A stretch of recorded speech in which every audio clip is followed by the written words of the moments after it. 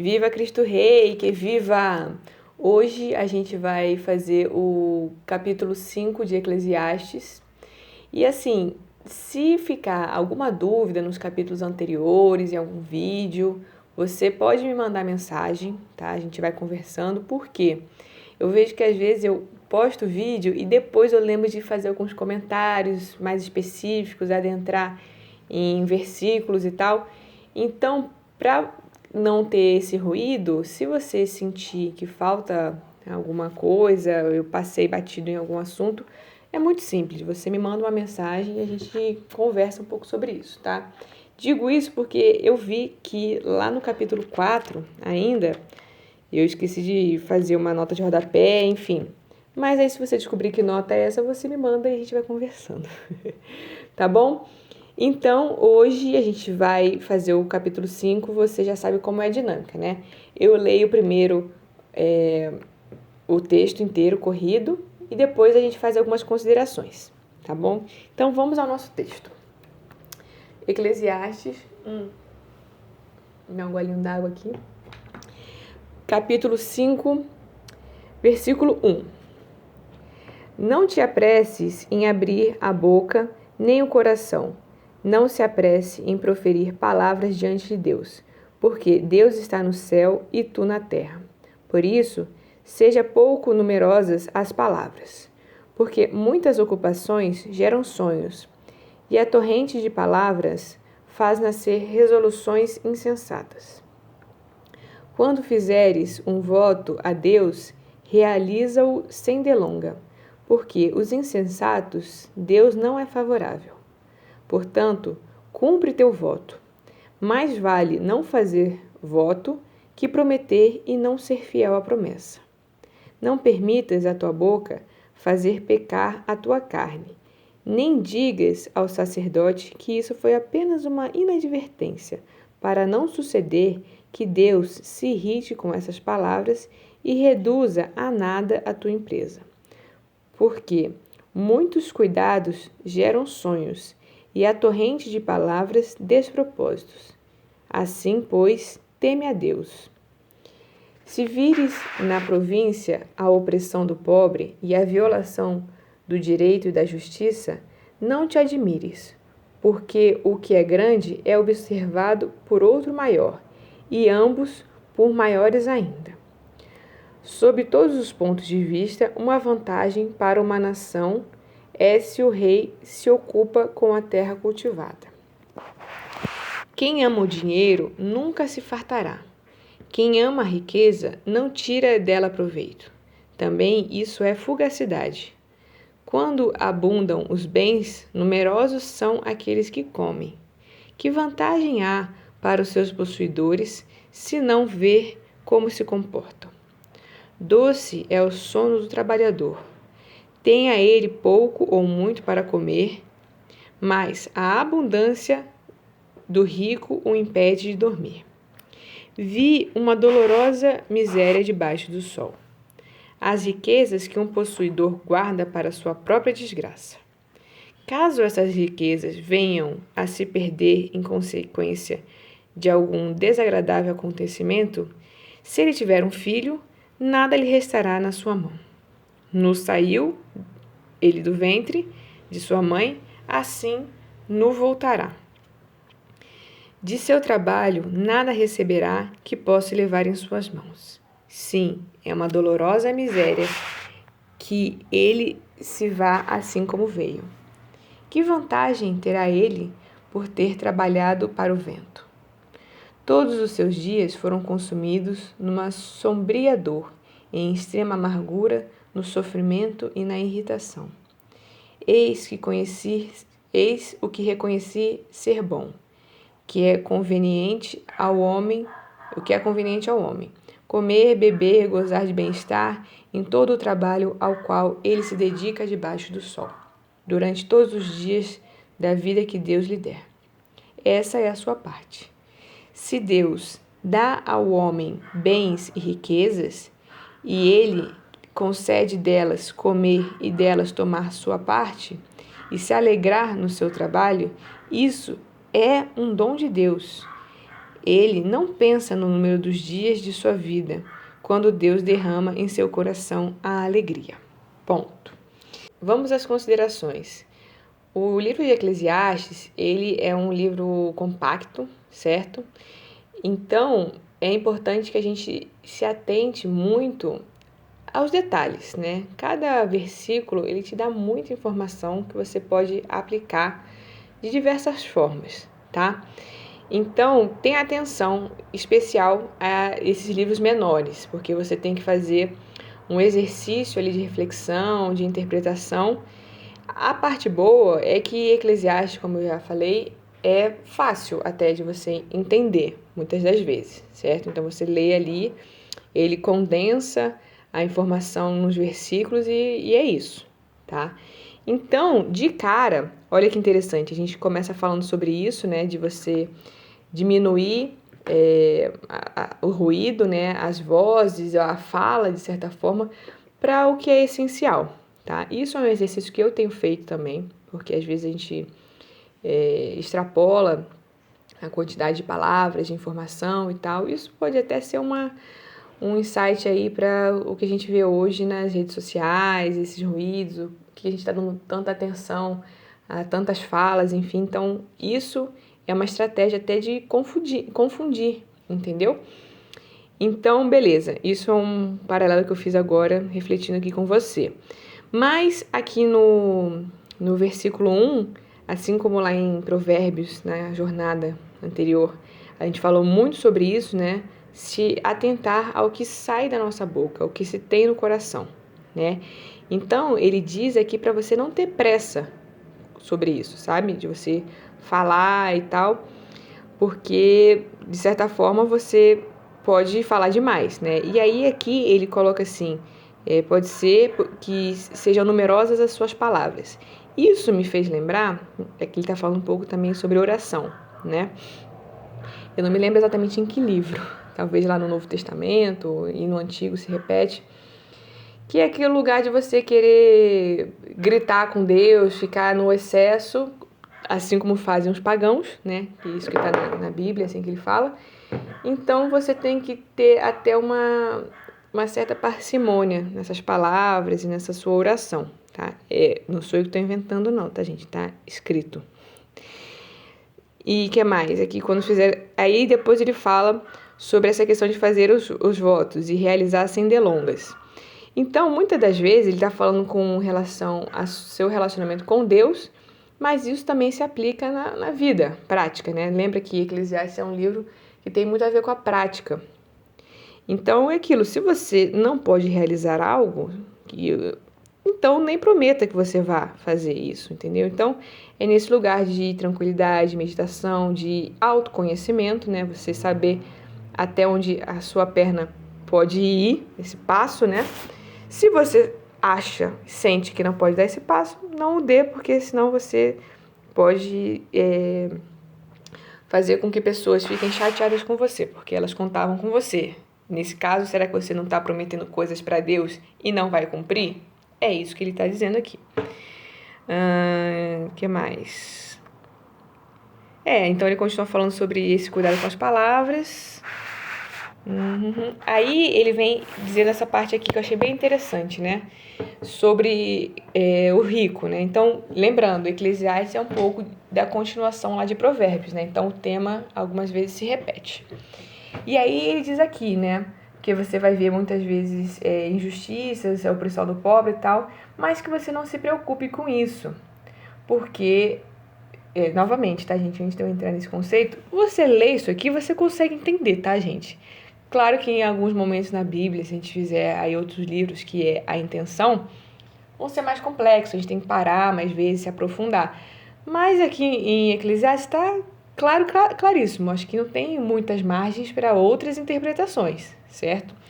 Então é aquilo, você não precisa se preocupar, né, porque Deus é justo, certo?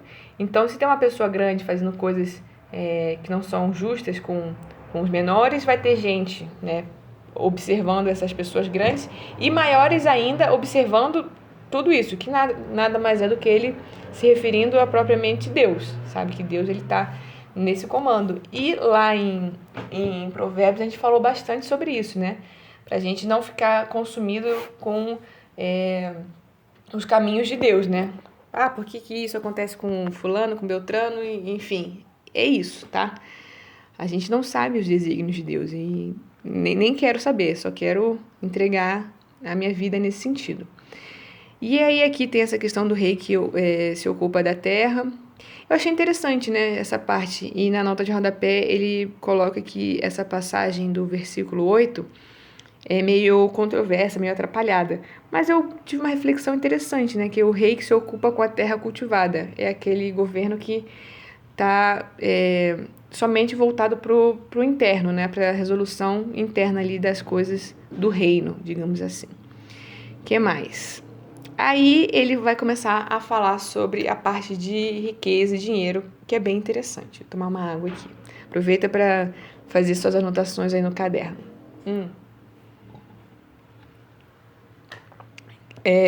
Novamente, gente, é simples de entender, tá? Ele vai falar aqui do amor ao dinheiro, que a pessoa que ama o dinheiro, ela sempre vai querer mais e tal. E aqui dá um insight sobre prosperidade que eu achei interessante. Que é o seguinte, quando a pessoa tem essa prosperidade, tem esse volume de dinheiro, são muitas as pessoas que se beneficiam desse dinheiro. Muitas pessoas comem a partir desse dinheiro. Ou seja, se você tem aí uma empresa, as pessoas, você consegue contratar novas pessoas e dessa forma você vai ampliando a prosperidade ao seu entorno, entendeu? Então, como é que você, com esse dom que Deus te deu, né, como é que você expande isso, como é que você multiplica isso na vida das pessoas, tá? Essa é a forma, na meu ver e no ver aqui do Eclesiastes, que você pode tomar proveito desse dom que é o dinheiro, digamos assim, tá? Isso é um ponto. E aí, ele coloca aqui uma coisa que eu achei interessante, assim, que vantagem há para os seus possuidores, ou seja, quem tem esse dinheiro, a não ser, se não ver como se comporta, ou seja, olha que interessante, aqui pode ter uma margem de interpretação. E aí, aquilo, né, se eu disser alguma coisa que faz sentido para você, ou que não faz sentido para você, você me manda uma mensagem, porque eu posso ter uma interpretação e você ter outra, certo? Mas o que eu vejo aqui é o seguinte, beleza, o cara tem dinheiro e tal, então ele pode fazer com que mais pessoas prosperem ou consumam, né, comam a partir desse lugar, né, foi isso que eu falei antes. E aí, olha isso, qual vantagem há para os seus possuidores se não ver como se comportam? E aqui é aquela história, né, de o dinheiro ele revela quem são as pessoas. Então você imagina, você tem aí um volume alto de dinheiro e você ajuda pessoas, administra isso e você tem a possibilidade de ver como essas pessoas se comportam. É quase um exercício antropológico, entendeu? Que você tem nas suas mãos. Isso aqui em Eclesiastes foi o que eu interpretei, tá? Ponto. Aí ele entra depois numa... Entende que a cada versículo, pelo menos em Eclesiastes, tá? Alguns livros da Bíblia têm essa particularidade. O Novo Testamento, por exemplo, é todo assim, né? Para cada versículo ali tem muita coisa que você pode extrair. E aí aqui no versículo 11 ele fala, doce é o sono do trabalhador, depois você procura aí. Então, ele diz que o pobre, né, o trabalhador, ele com pouco ou com muito não vai fazer diferença nenhuma, ele vai continuar dormindo. Enquanto o rico, ele não pode praticamente dormir.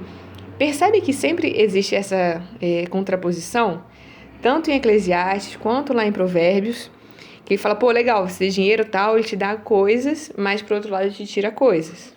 Isso é bem claro, acho que você já percebeu isso na sua vida. A felicidade, ela não tá 100%... 100% não. Acho que não está atrelada, de fato, ao dinheiro, né? Tanto que você consegue pegar algumas pesquisas aí de Harvard e Escambau A4 sobre felicidade, você consegue ver índices altos de felicidade em lugares que não tem dinheiro, entendeu? Então, uma coisa não tem nada a ver com a outra. São outros processos aí que definem a felicidade, tá? E então a gente vê isso aqui em Provérbios e em Eclesiastes, tá? Que ele vai falar sobre dinheiro e ele vai reforçar essa ideia que não necessariamente você ser rico, você vai ter a certeza da felicidade. Ponto. Simples. Que mais? Riquezas. Aí ele continua falando isso, né? As riquezas do possuidor. Eu tô aqui na dúvida, cara, porque depois eu vou até fazer essa reflexão e você me ajuda nisso. Porque se eu leio o texto inteiro e depois tenho que voltar e fazer as reflexões, fica mais complicadinho, porque depois eu tô falando e tendo que ler de novo, não sei. Talvez no próximo capítulo eu faça daquele jeito lá, como eu fiz em Provérbios. Me manda uma mensagem aqui e me diz como você prefere, tá? E também, na verdade, eu vou fazer do jeito que eu achar que vai ficar melhor. Mas me manda uma mensagem mesmo assim que a gente conversa e quem sabe, né? Em alguns momentos eu faço o texto corrido, em outros momentos a gente faz ele step by step, né? Porque aí dá uma dinâmica aí diferente. E aí eu acho que quando eu faço o texto corrido eu acabo falando mais com você aqui. É possível, tá? Enfim, vamos seguir aqui. Aquela velha história, né? Você não leva nada pro caixão. Aqui, ó, riquezas que o possuidor guarda para a própria desgraça. Então, você tem aí agora todas essas coisas aí da vida, né? Dinheiro, bens e tal. Como é que você vai usufruir disso? Como é que você empreende em cima disso? O que essas coisas que você tem, que você possui, o que elas interferem na sua vida? E eu, na minha opinião, lendo isso aqui, me dá uma certeza que você tem que usar dessas coisas, dessa matéria, né, que é o dinheiro, as coisas materiais, qualquer coisa, um lápis, um caderno, qualquer coisa que você tem na sua vida, como é que você pode fazer disso uma ferramenta para você chegar nessa sua felicidade, tá? E aí tem a ver com o objetivo, né? Tem a ver com o seu propósito, com qual é o caminho que você está buscando, tá? Então você tem que fazer dessas coisas, desses itens, ferramentas para te ajudarem nesse caminho, tá? E aí ele coloca aqui, olha que eu achei isso máximo, né, gente? Então, assim, toda a nossa cultura, a maior parte dela, é baseada no livro da Bíblia, nos livros da Bíblia, a palavra em si. Então, muitas coisas que você ouve aí, as pessoas falando, repetindo, nada mais é do que a sabedoria de Eclesiastes, Provérbios, sabedoria, Eclesiásticos, enfim. Depois eu acho que a gente vai fazer sabedoria, hein? Próximo livro. E aí, voltando aqui, no versículo 14, ele fala: saiu ele do ventre de sua mãe, assim não voltará. E aí, dessa forma, você tem milhões de outras dizeres, né, para expressar exatamente a mesma coisa que está aqui. E é aquela história, né? Às vezes o óbvio precisa ser lembrado. É aquela história do caixão não tem gaveta, tá, gente? Se você não pegou aqui, é isso. E aí, novamente, ele continua sempre dar aquelas informações, dar aquelas mensagens ali de crescimento, mas aí, como a gente sabe já que o Eclesiastes tem esse ar um pouquinho pessimista, ele fala, depois ele fala, que vantagem terá ele sobre o trabalho pelo vento, entendeu? E aí, no final, tanto Eclesiastes quanto Provérbio lá, a gente, se você pegar alguns resumos aí na internet, resenhas e tal, ele sempre acaba nisso aqui que é muito interessante, que tem a ver um pouco com o pensamento de Epícoro, né? Filosofia de Epícoro, que é você aproveitar de certa forma, tá? Mas aqui a gente pode colocar diversos parênteses. Mas é aquilo, é o bem-estar, né? Você se dedicar ao trabalho e essas coisas serem fonte, de alguma forma, de bem-estar para você, tá? A gente pode falar depois um pouco mais sobre isso.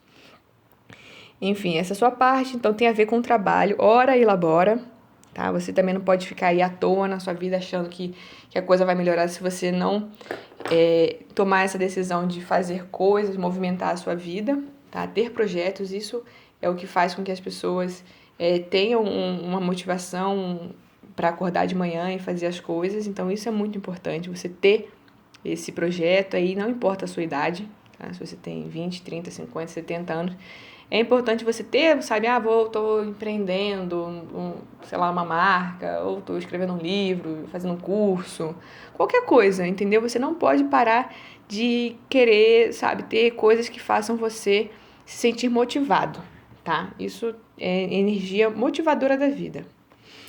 Que mais? E é isso, né? Então, que mais? Concede delas coisas. Ó, ele vai falar sobre trabalho. Lembre-se, Eclesiastes é um livro muito profundo sobre trabalho. E é isso, meu amor. Eu, na próxima vez aqui, talvez faça daquela forma, lendo e parando, do que ler o texto corrido todo, porque senão vai ficar complicadinho. Espero que você tenha gostado. Acompanhe aqui o próximo capítulo. Vou tentar dar um pouco mais de atenção aqui, fazer mais rápido, né? Divulgar aqui esses capítulos. E outras novidades vão acontecer em breve, como você já sabe que funciona aqui. Tá bom, baby girl, baby boy? Um beijo pra você. Fique na paz.